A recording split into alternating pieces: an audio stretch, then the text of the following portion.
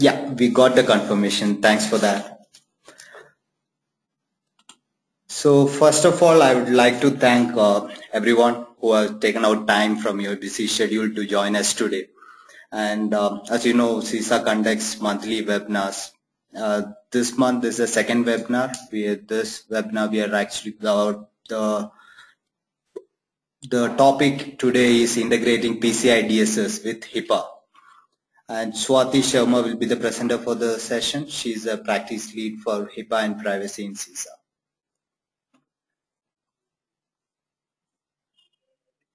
Before moving on to the slides, let me just take you through the housekeeping stuff. You could see the chat box which you have just used to the right of your screen. We welcome questions during this session. Any questions you have at any point, please feel free to type in at the chat box. I'll be collating these questions, and at the end of the session, Swati will be taking up all these queries.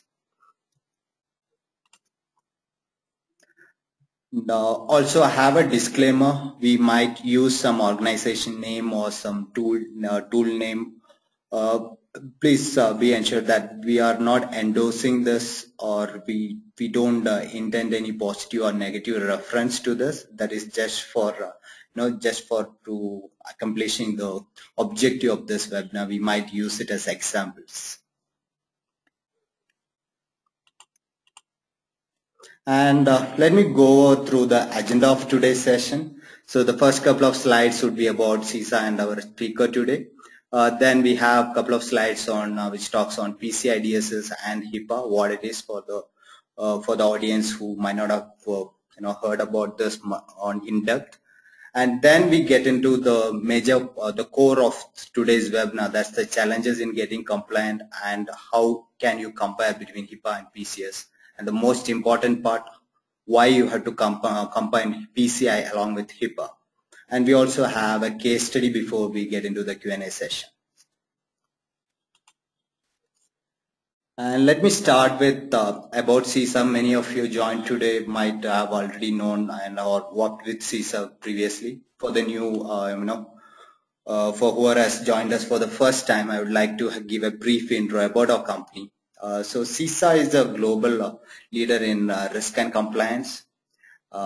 We have certified, we have audited and consulted more than 300 customers around the globe. We have customer footprint in about 30 countries with our delivery locations in US, Middle East, and also we have 3 locations in India, Mumbai, Bangalore, and New Delhi. And pretty soon we are opening up our office locations in Singapore and in Dubai.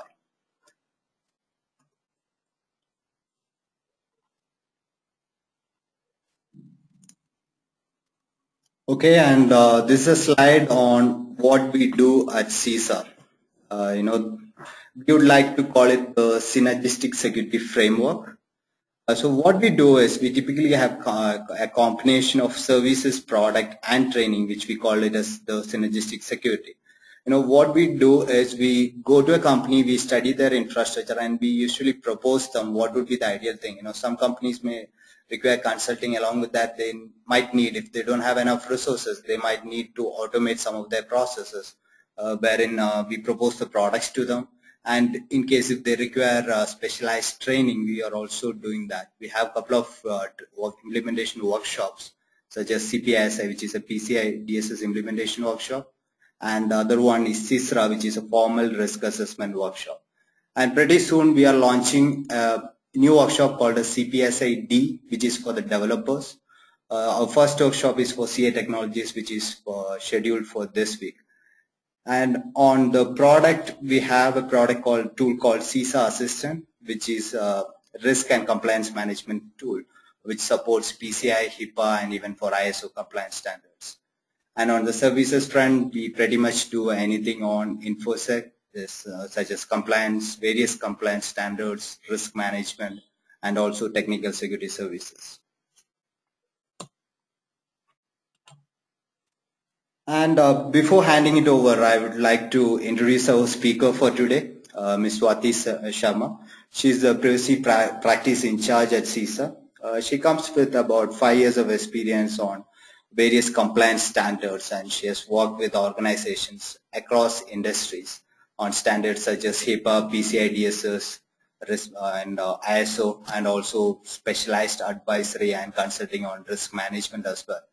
She's also one of the lead trainer at CISA, wherein she'll be handling the CPSI and risk assessment workshops. And she has handled more than 25 workshops for training workshops for CISA. Apart from attending various conferences, she's an invited speaker at various conferences such as ISACA meets and also in CISO meets. And she's a regular, is a ardent writer as well, and she contributes to magazines such as Pen Test, Search Security, and you could see her, blogs regularly featured in these articles. On that note, I would like to pass it on to Swati.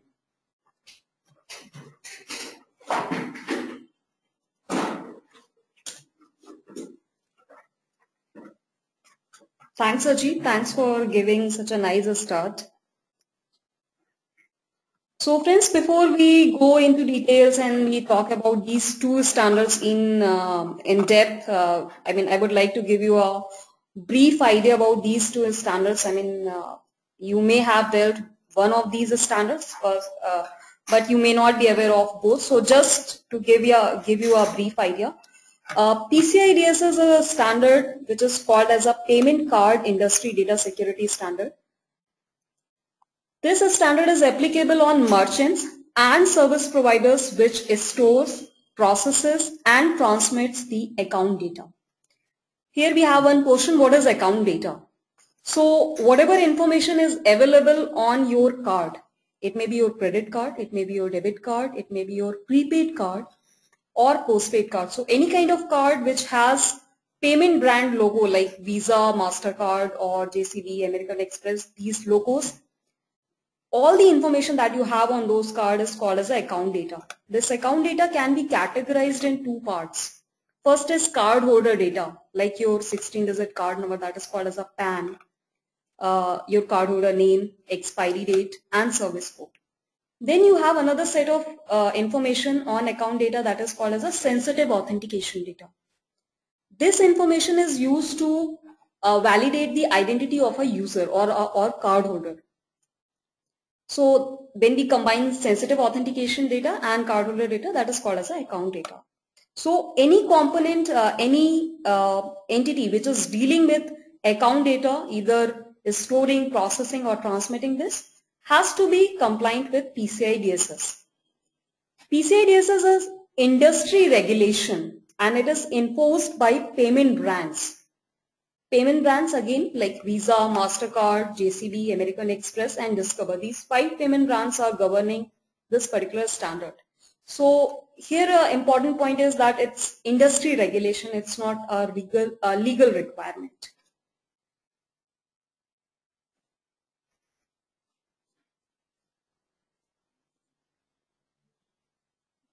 So we will see what all is covered in PCI DSS. So PCI DSS has total 12 requirements, 12 high level requirements, and if you'll go in detail, it has approximately 300 sub requirements. I'll give you an overall idea of these total 12 requirements. First requirement talks about the parameter. It says build and maintain secure network and system. So it starts with the entry point of any traffic. So it says you have to install and maintain a firewall configuration to protect cardholder data. So if anything is coming from outside or going from inside to outside, this cardholder information has to be protected by a firewall configuration. It covers a lot of controls like firewall and network change management, router configuration, firewall rule review, firewall secure configuration guidelines. When it comes to next requirement, that is your default credentials. So it says do not use vendor supplied defaults for system password and other security parameters. So we know that if we have to hack or we have to get into some systems, and we know that if they are using Cisco devices, so we can try username, password, Cisco, that. Those are the very common default credentials which are used by hackers and known by hacker industry very often. So we have to make sure that our system components, including our operating systems, our network, our applications, we are not using any vendor default credential, including your username, password. Then there may be certain other security parameters like your default credentials may say that you are using SNMP default string. So those customization has to be done. You have to do a lot of hardening. Then question comes how you'll do these hardenings, where you'll get the guidelines on the hardening part. So NIST, SANS, CIS, these are some of the free source where you can get these hardening guidelines. You can refer these institutes and they have a detailed guidelines on each type of operating system and system components to guide that how to configure these devices in a secure way.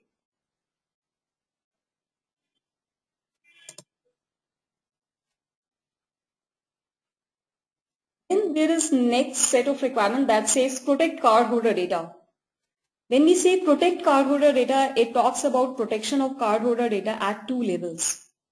It says your cardholder data has to be protected when you are storing it. So first of all, PCI says if you can store cardholder data only when you have a legitimate business or legal requirement to store this.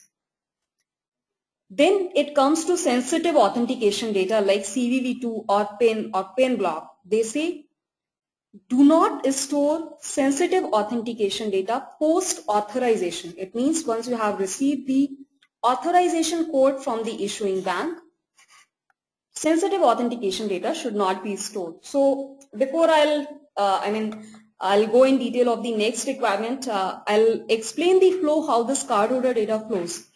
So I'll take an example of a simple transaction when you are doing a card present transaction. You have one Citibank card, you went to Shopper Stop. Shopper Stop store has one EDC terminal of HDFC Bank. You swiped your Citibank card on HDFC terminal. This information will be sent to acquiring bank, which is HDFC Bank for Shopper Stop. This information will be sent to payment brands like Visa or MasterCard depending on the connectivity. This information will be again sent to the respective issuing bank, which is Citibank in this case. So acquiring bank is a bank which provides you a POS device or EDC terminal, and issuing bank is a bank which provides you the credit card. Because this sensitive authentication data can be verified only by issuing bank, Citibank will validate this information based on your provided information and credit limit available.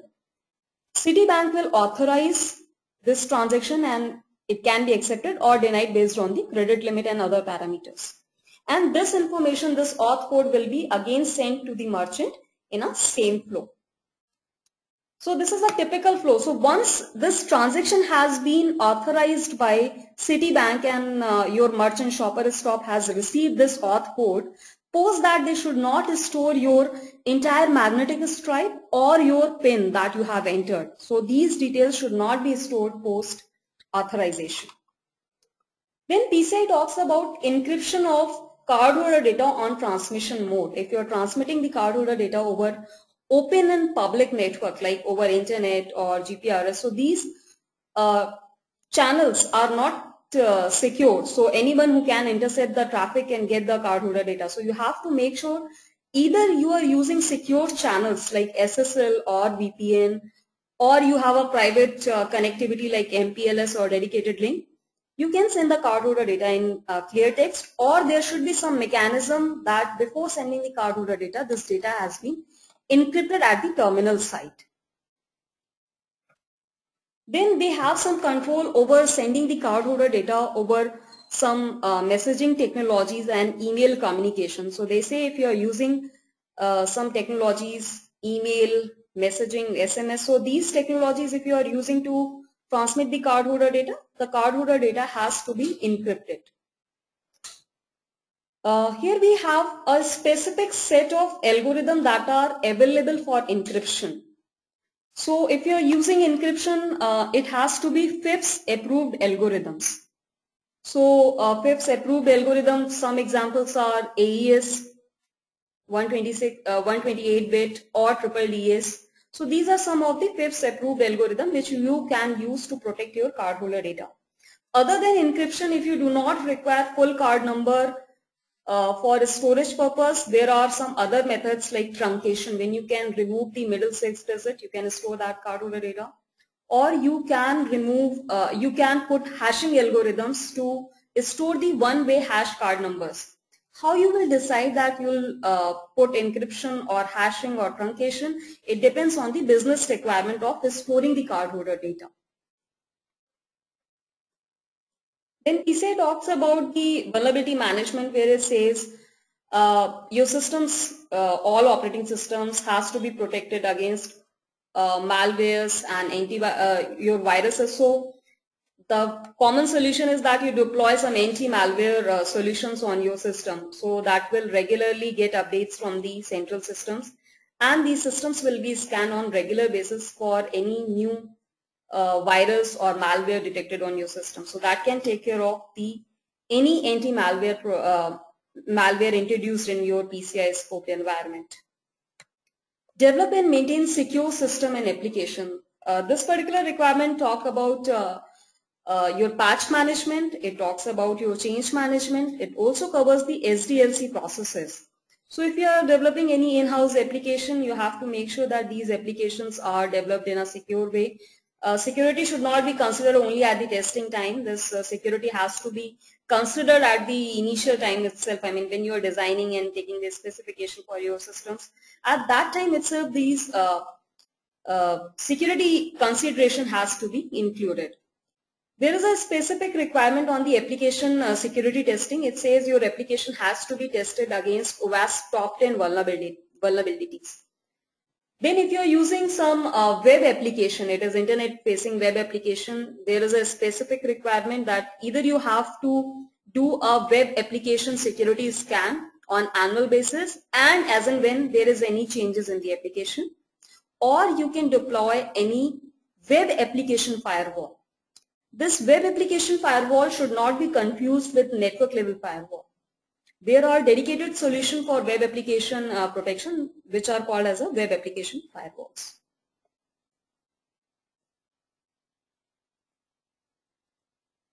Then we have a set of requirements for access control, like your accesses has to be given on the need to know basis and least privilege. So whoever need to see critical data should have only access to see that data. If it is only view requirement, he or she should not have the right or execute access for that particular data.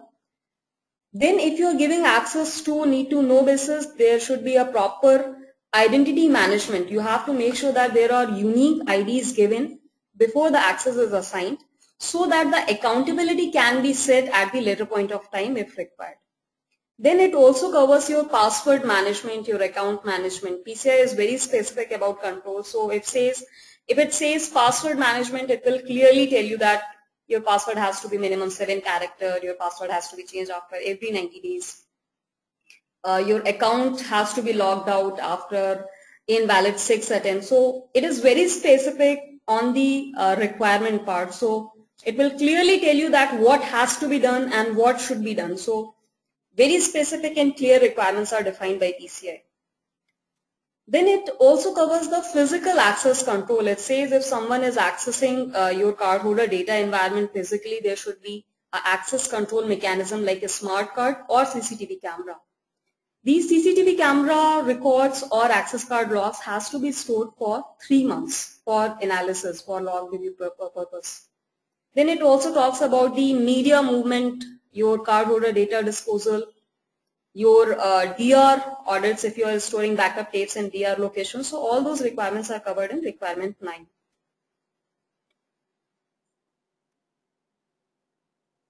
PCI says, okay, that's good that you have deployed all the controls, but they say you have to monitor and test your system components. So whatever controls you have deployed from requirement 1 to 9, you have to make sure that these systems, these controls are working as intended.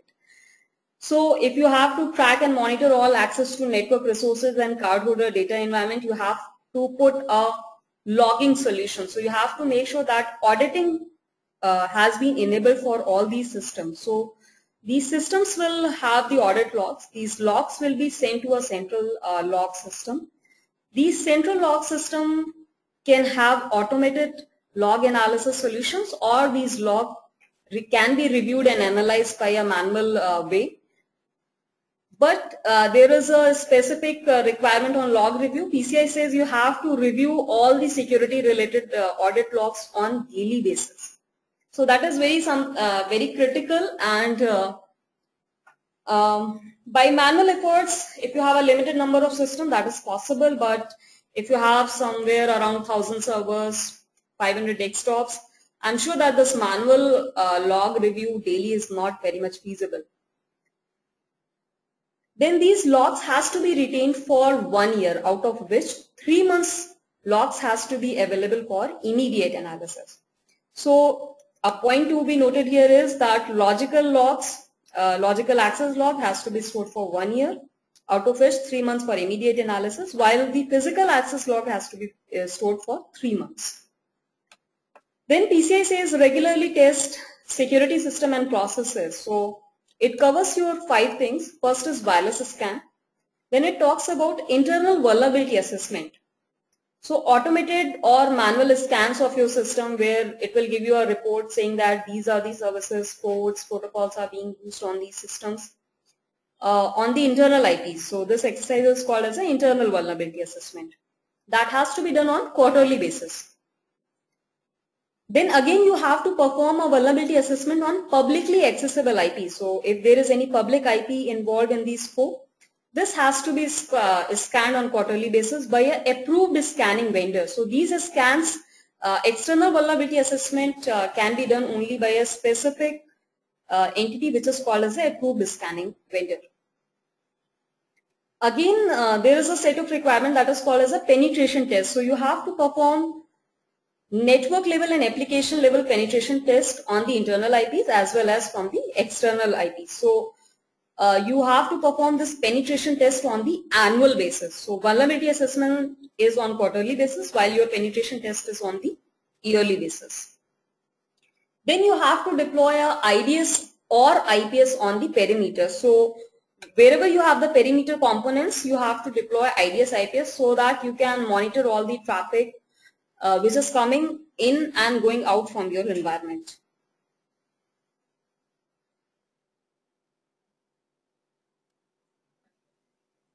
Maintain an information security policy. So generally, if you have seen some compliance standard like ISO 27001, they start with the policy procedure and then they talk about the implementation. But PCI is reverse. They say first you deploy, and then in the last requirement, that is a base requirement, they talk about the policies and procedure. This particular requirement covers your policy, procedure, operational procedures. It also covers the risk assessment requirement, that you have to cover the all risk that is beyond PCI requirement. So PCI DSS is a base requirement. On top of that, you have to do some risk assessment to make sure that any additional risk has been covered and has been addressed. Then it also covers the workforce security, your people part. It says that you have to conduct security trainings, background check, your exit and entry processes. So all these things has been covered in your information security requirement, that is your requirement 12. It also talks about the incident management. There is a specific set of requirement on the incident management also. So this was all about the PCI DSS. PCI DSS is only applicable when you have access to cardholder data, or you are a service provider which can impact the security of cardholder data and account data. If you are not falling in these 2 categories, PCI DSS is not applicable. Then we will discuss about HIPAA. What is HIPAA? So HIPAA stands for Health Insurance Portability and Accountability Act. This is applicable on covered entities and business associates which are generating, accessing, transmitting or storing PHI. PHI is protected health information. So if you have health records and there is a personal identifiable information, that is called as a PHI.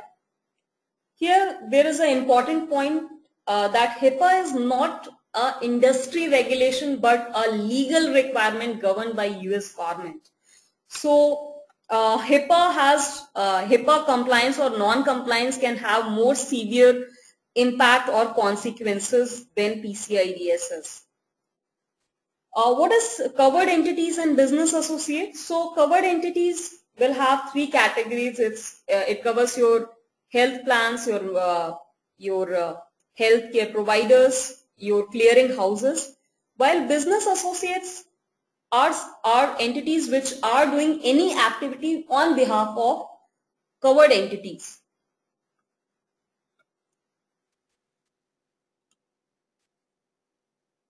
So this is a basic high-level idea of the HIPAA. HIPAA has total 5 titles. The complete act has been divided into 5 titles. Here from the information security perspective and privacy concern, the title 2 covers most of the requirement. The security rule and the privacy rules covers the information security related perspective. So we'll discuss the security rule and privacy rule for HIPAA while we are conducting this webinar.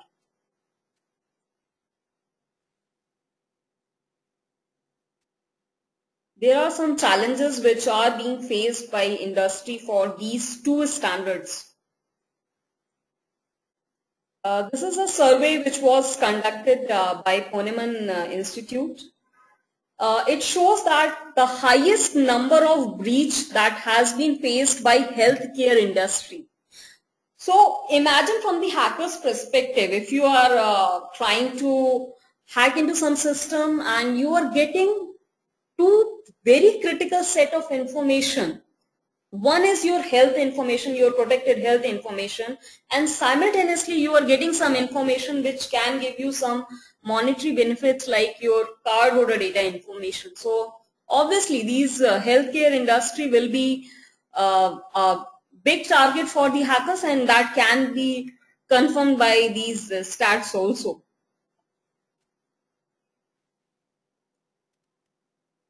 So there was one more study which says 94% hospital had at least one breach in last 2 years. There was one recent study in 2014 by Verizon and Ponemon which shows that healthcare organizations are targeted from the POS terminals. So obviously their interest is not only in the healthcare information but also in the credit card information, so that in one attempt they can get much details, as much as possible. These are some more details. If you have a look on this, you can see that in healthcare sector also this payment details is much of concern for the hackers also. So they are also targeting payment details as well as your medical files and other details. Generally, we have a misconception. We think that compliance is costly, but if you see these figures, you can clearly say that compliance is much cheaper than your non-compliance cost. It's almost like 3 times cost of compliance. So if it will cost like 3.5 million to be compliant for these regulation HIPAA or PCI DSS, it may cost you around 9.4 million to if you got breached for these standards. So obviously, compliance is much cheaper than your non-compliance. And I have mapped some controls between HIPAA and PCI so that if you are going for these implementation, you can see that how these controls can serve both purpose. If you are an entity which is providing service to both entities, you have access to PCI data as well as PHI data. You can put controls which can serve in both standard or both compliance requirement. First one is risk assessment. Both standards, compliance standard covers risk assessment requirement. HIPAA has very dedicated requirement on risk assessment, and if you see the latest audit by the Office of Civil Rights US, so they have clearly said that the risk analysis is a core focus for 2014 OCR audits for health organizations and business associates. While in PCI also there is a dedicated requirement on the risk assessment that is covered in requirement 12.1.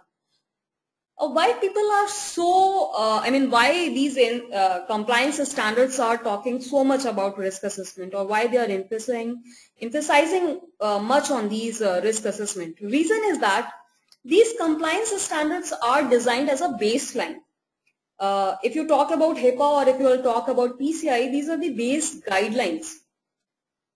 Based on your nature of business, your environment, your political or your geographical location, there may be a different set of risk that you have to address beyond these compliance standards. So hence they say risk assessment has to be performed to make sure that additional risk beyond HIPAA and PCI has been covered.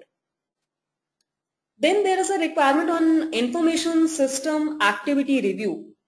So it talks about your audit logs, it also talks about your BAPT, it also talks about access control review, it also covers your authorization review. So these both requirements, HIPAA and PCI covers information system activity review in the different set of requirements. Then next set of controls are on the access control and access management. Both HIPAA and PCI have set of requirements to cover access control and access management. Your controls like encryption is covered separately in PCI, while in HIPAA, access control includes controls like encryption. So encryption will be a sub-requirement in access control, while in PCI there is a dedicated requirement on the encryption and storage security part. Then security roles and responsibility. Both these compliance standard talks about clearly defining the roles and responsibility for security related jobs. So if PCI says you have to do a firewall rule review on biannual basis, it should be clearly written that who will do this particular activity. Or if it says your logs has to be reviewed, who will do this log reviews? So these type of roles and responsibility with respect to security has to be defined very clearly. This has been covered in both HIPAA and PCI. Then workforce security like background check, training and awareness, these things has been covered for both PCI and HIPAA. So if you are hiring someone and giving access them for critical data, you have to make sure that these people have necessary clearance, security clearance, they have good background report, they have gone for good credit history. So a lot of controls are there for the workforce security also. Then it clearly talks about entry and exit process. When we say entry and exit process, it starts from your hiring process and it ends at the termination process. So if someone is coming in your organization, how he has been trained for particular activities, how you're giving them access, what all access they can have based on the roles and responsibility, authorization level, access level. Then how they are going to deal with the critical information like PHI or credit card information. And then if they are being terminated, it can be voluntary separation, it may be a termination, it may be absconding cases, how you are going to disable those accesses on these terminations. So all these things has to be covered in both the compliance standard. Training and awareness program, obviously if you are looking for some sustainable security model, if you are not only targeting only compliance but also concerned about security part, obviously training and awareness is very critical, and we believe that until unless the employee themselves are aware that they are dealing with the critical data, security cannot work, because we all know that people are the biggest link in this particular environment. So we have to make sure that we are training, we are doing good trainings and awareness program for our employees who are dealing with the credit card information or protected health information. Then both these standards also talks about malwares, then login monitoring, your audit requirements, your account and password management, security incident response. So there is a difference when we talk about HIPAA and PCI on the security incident response plan. HIPAA has a set of requirement on the breach notification. So if you detect any incident and that is the actual incident, you have to notify to government agencies. If you are a business associate, you may have to notify your covered entity also. So But in PCI case, you may have to directly report to your payment branch, and probably that's all. So there is some difference in terms of notification, but both the compliance standards are covering incident response plan. Then both these standards are covering transmission security. So your HIPAA covers network security and transmission security section, while your PCI has a dedicated section for transmission security and network security. Then contingency plan. Contingency plan is a very critical component of HIPAA, while in PCI it is covered up to some point, but it doesn't cover the availability factor of your cardholder information. After these control comparison, there is a critical difference between HIPAA and PCI that I will explain. Then these both these standards are covering evaluation program. When we say evaluation program, it's your audit programs, your technical and non-technical control efficiency evaluation, so that in case of HIPAA, it can be done by any external skilled organization or person, or internal resource. Both can do that, but in case of PCI, this has to be done by authorized person that is called as a PCI QSA. So only a PCI QSA company can do the PCI DSS compliance evaluation for an entity. Then both these standards are talking about third-party security. When it comes to HIPAA, they call this as a business associate or contractor. While it comes to PCI DSS, there is a specific term that is called as a third-party service provider. A clear example of these are the data center which are hosting your critical applications and the data. So these data centers will fall under the category of third-party security requirements, and you have to make sure that these third parties are taking care of your data in a proper manner, and that is evaluated and covered in your business agreements, your documents. So these things has to be covered in third-party security program. Then both the standard talk about physical security. So any kind of physical unauthorized access has to be protected, and we have to make sure that we are protecting our critical data from physical theft. Then device and media control. It covers a lot of requirements, like if you are sending some media out, or some media is coming from outside to in, or you are disposing these media. So there are a set of requirements that you have to meet for device and media control. Then policies and procedure documentation. HIPAA, it starts from this, and then in PCI you have a separate requirement on policy and procedure and documentation. So HIPAA has a specific requirement on the integrity protection. So it says you have to make sure that your stored EPHI, your electronic protected health information, integrity has been ensured. It means that data has not been changed unauthorized way.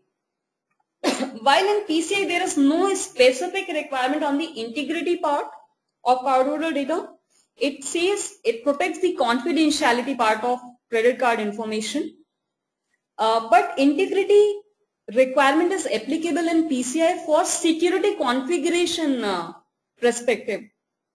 There is a specific requirement in PCI DSS which says you have to deploy file integrity monitoring solution for configuration files and log files to make sure that configuration of the system has not been changed and your logs has not been tampered post incident or for any activity. Then denial of service is a concern for HIPAA while it is not a concern for PCI. PCI doesn't cover availability factor.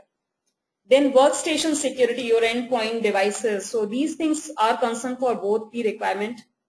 Then a standard operating procedure. So there is a separate section in both the standards, compliance standard, to cover the operating procedures for security requirements.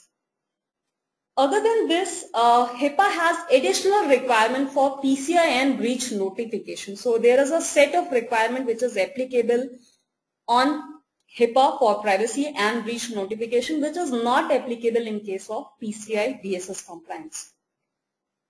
There is a difference.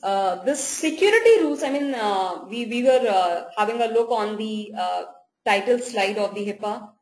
This privacy rule covers any type of PHI, protected health information, be it is in verbal form or paper form or electronic form, while the security rule only covers the electronic form of PHI.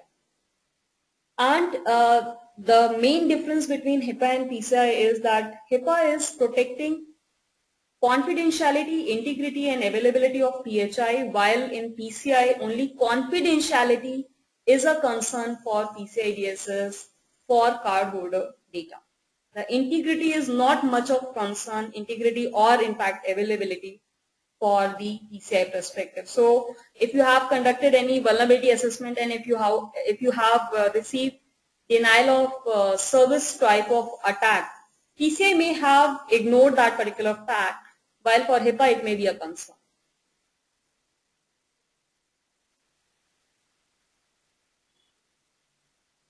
So some of you may be having a question why to combine PCI and HIPAA.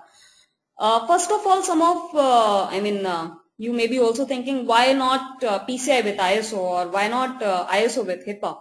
Why PCI and HIPAA? So we were just discussing in few slides that this health information plus PCI information is a critical data. So if some hacker is targeting these entities where he can get credit card information as well as health information, so it's it's too good for them. So, and plus these PCI and HIPAA, they have a lot of common requirements. So if you will deploy these controls, probably in one shot you can be complying to these two critical, very important compliance standards, which have direct legal or regulatory impact that can impact your prestige, your economy also. So they have heavy penalties in both cases, PCI and HIPAA. So considering that PCI and HIPAA combining in one security program can be a good idea. So you can protect most critical data that is your PCI and account data.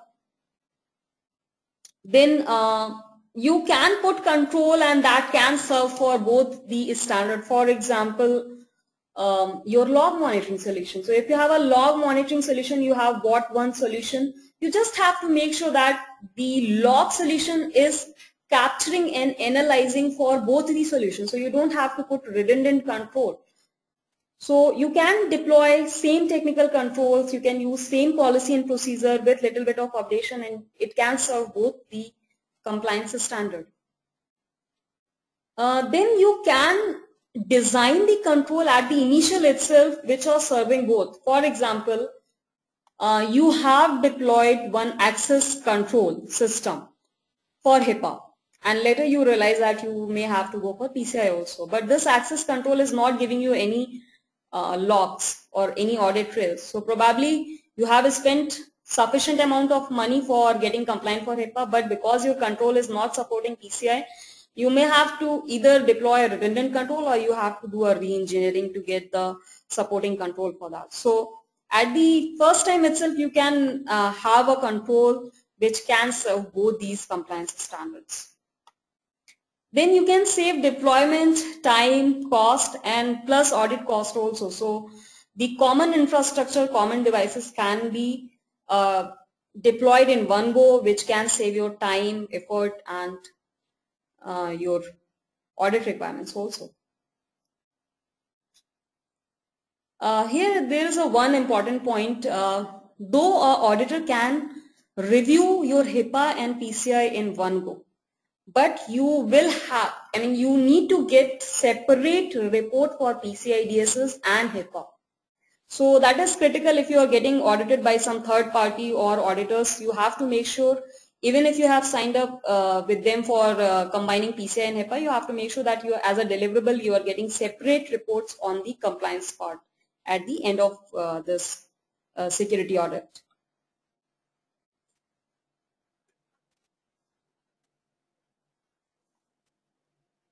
So these are some of the steps which can be followed. It's not the detailed one, it's just high level one. First of all, you have to do the scoping exercise. You have to identify the system components which are dealing with PHI and account data.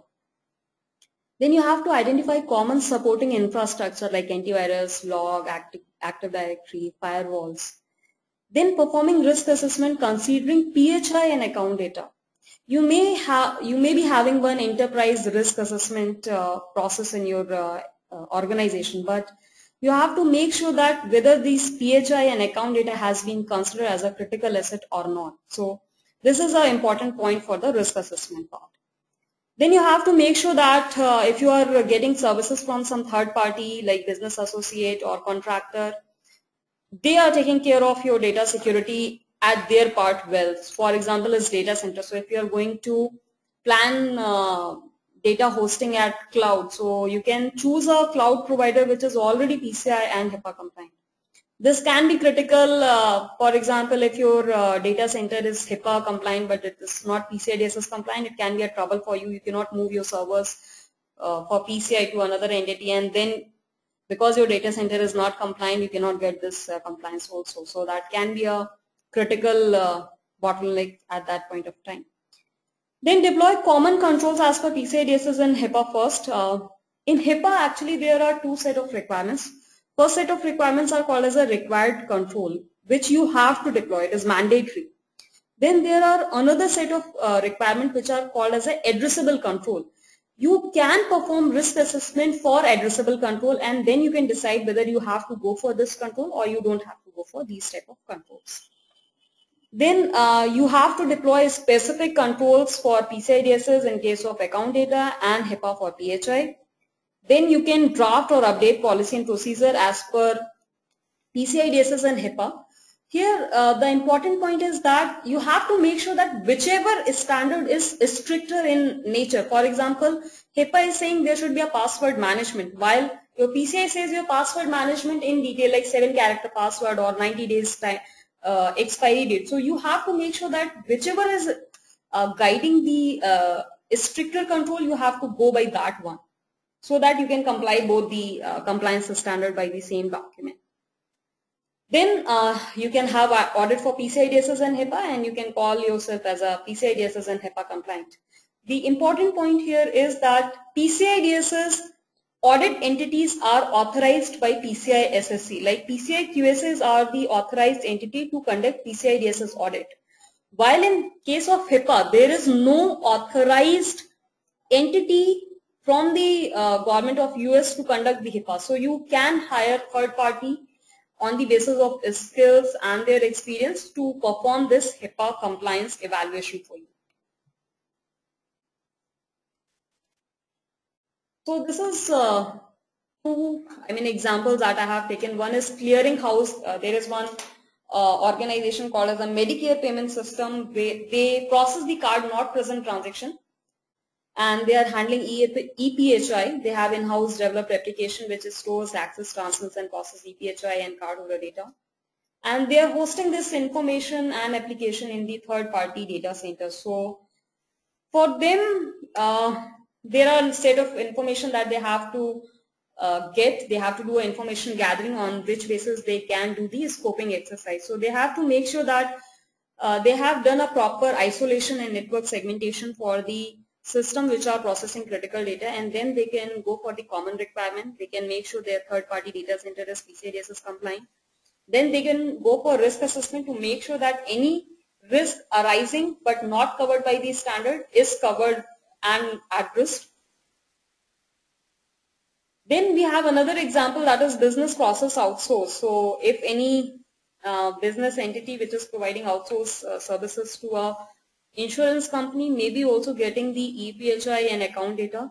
They may not be storing the cardholder data, because generally these business process entities will have the remote connectivity over Citrix or VDI to connect to the client environment, and they process that data, and then they complete the processing. They do not take data in their environment. While we have to make sure that if we are going for some business process outsourcing entity, call recording may be a place where you can get the critical data in your in their environment. So for example, if a BPO is processing a claim, they can get the credit card information over call. So these call recordings can have the cardholder data on the call recording. So these are some of the locations where we have to see that how we are protecting the electronic protected health information and your credit card critical information.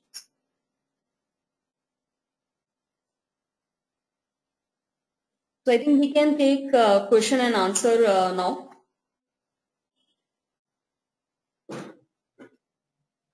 You can type down your question and then we can answer it one by one.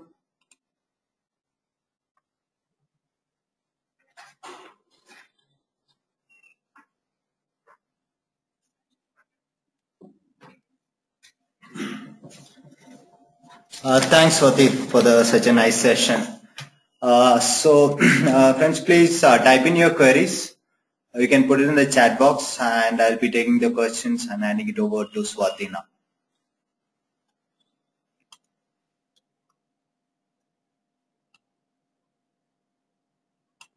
So the first question, what is the applicable time within which the transaction should be completed? That is swipe to authorization. Tushar, this time is approximately 8 seconds. So as per the payment branch operational guidelines, it is 8 seconds. PCI SSC or PCI DSS has no control or no guideline over this time. It is only for the from the payment branch side directly on the operational perspective. Okay, hope that answers the question. And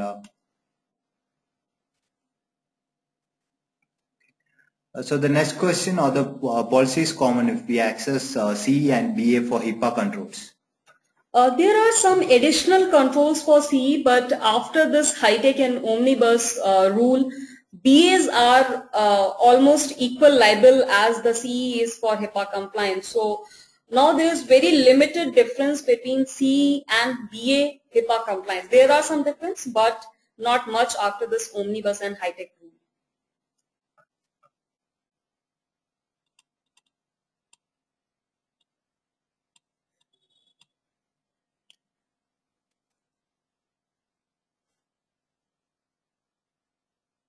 Okay, the next question is on encryption. So you mentioned that encryption is a sub-requirement, but under technical safeguard, there is also a session transmission security, which directly talks about encryption decryption.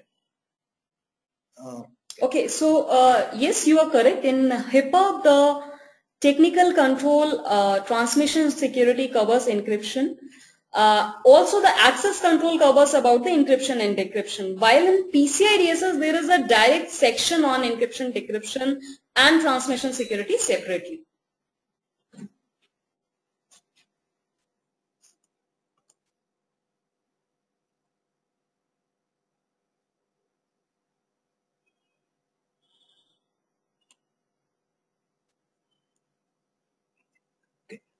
Next question is, does PCI only applicable for credit card information, not for debit card or any other cards? So, Gaurav, PCI is applicable for any card.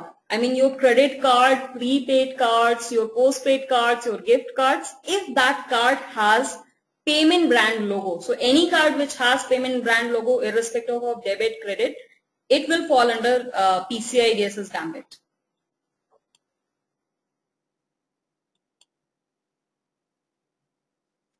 The next one, are all policies for HIPAA controls are common for CE and BA?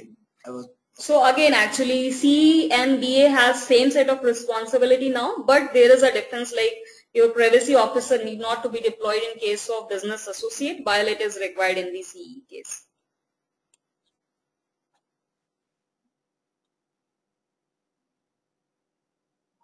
What's the connection between high-tech and HIPAA?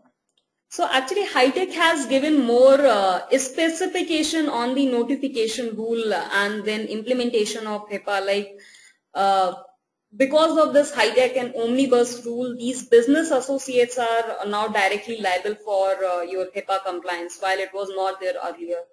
And then notification requirement, like if you are if you noticed any breach, you can directly report it to health department directly, and you have to give this information within 60 days. So, and plus you cannot wait for till 59 days. So once you notice that, there should be a reasonable time within 60 days within which you have to notify for these breaches. So there are some critical impact of high-tech on the HIPAA.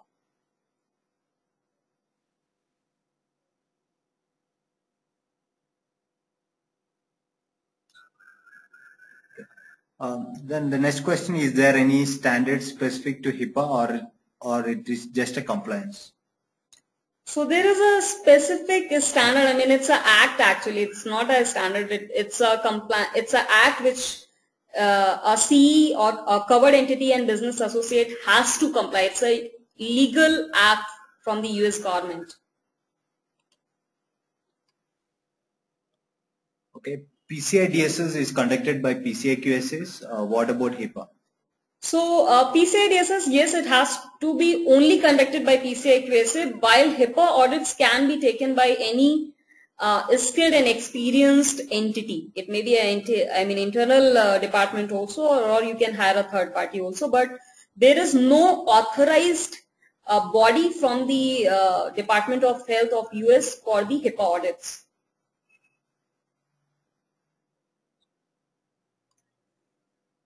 Okay, next question is, have we thought of to develop an healthcare related application? Should our internal infrastructure also HIPAA compliant, or just if hosting provider, or just if hosting provider is HIPAA compliant? Okay, so I'll ask this question again to you. So can you imagine something to be HIPAA compliant if the actual application which is dealing with the critical data is not secure? So you have to make sure that the application which is going to deal with the critical data has to be definitely tested and secured as per the guidelines so that it can process the PHI in a secure manner. Okay. The next question, I think it's already answered, certification on HIPAA, and other one, any specific control applicable for cloud DC storage? Okay, so if you are going to host your data on cloud, you have to make sure that your cloud providers are HIPAA or PCI compliant depending on the data that which you are going to host on that. And then what is a set of responsibility on that particular standard which is performed by your service provider or which you have to provide. I'll take an example of operating system hardening. So generally these cloud providers will provide you a pre-hardened operating system, but the entity which is going to host the application, they also have to do some hardening based on the application requirements. So they do some partial hardening, but it should be clearly defined that what has been done by the cloud provider and what has to be done by the hosted entity. Okay, the other one is on validity. What is the validity once we are HIPAA compliant? Okay, so HIPAA Act clearly says that there should be a periodic evaluation of these controls. So this periodicity they have not defined. So you can define this periodicity based on your risk assessment. So and there are certain guidelines from the the Department of US. They say that annual risk assessment and annual technical, non-technical review is good enough for HIPAA. Okay. Is there any time for VA and PT for business associate under HIPAA rule? Okay, so they have not defined the periodicity. So I was explaining this part that PCI is very specific in terms of controls, while HIPAA has flexibility and you can define this periodicity based on the risk assessment results. Okay, I think we have crossed the time. We'll just take a couple of more questions. I have a few more queries. So the rest of them we'll try to address it over email. Sure. So does HIPAA mandate an establishment to the PCI compliant as health organization do have credit card data? Within HIPAA standard, there is no reference of PCI DSS, but if you are a medical entity which is dealing with the credit card information, probably you will not be able to do the business because your acquirers and payment brands will not allow you to do so.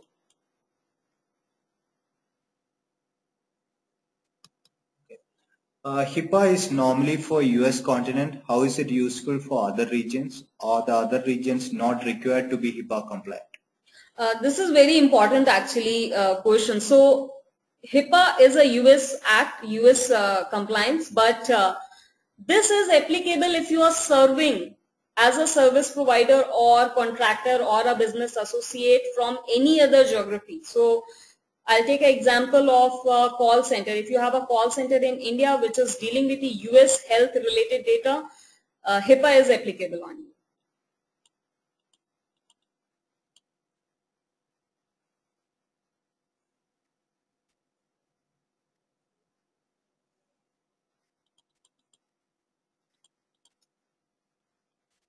Okay, let us wind up with one more last question. So can any institution be HIPAA certified like PCI certified? If you, who does it? Okay, so there is a certification for PCI, but there is no certification for HIPAA. But there is a HIPAA assurance and evaluation audits from the third party. Entity like CISA or any other security entity which have a specialization on HIPAA can do a non-technical and technical evaluation based on the OSCR audit guidelines for the HIPAA. So we can take that.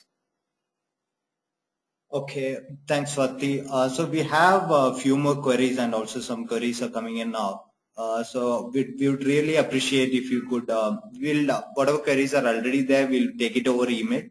If there are any more queries, please feel free to write it to us.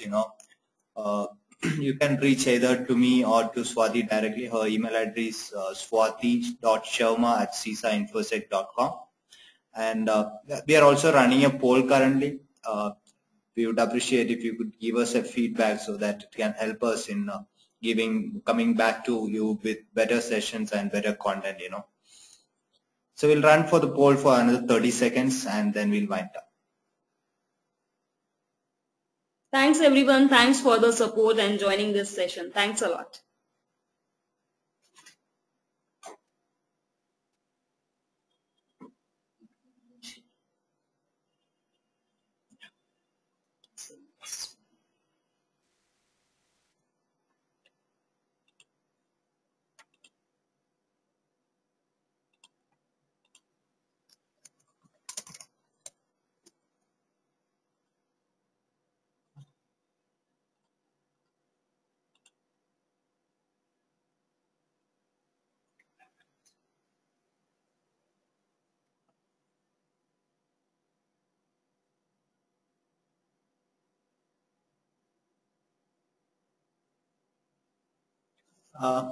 Okay, thank you for the feedback. I think almost everyone has voted in.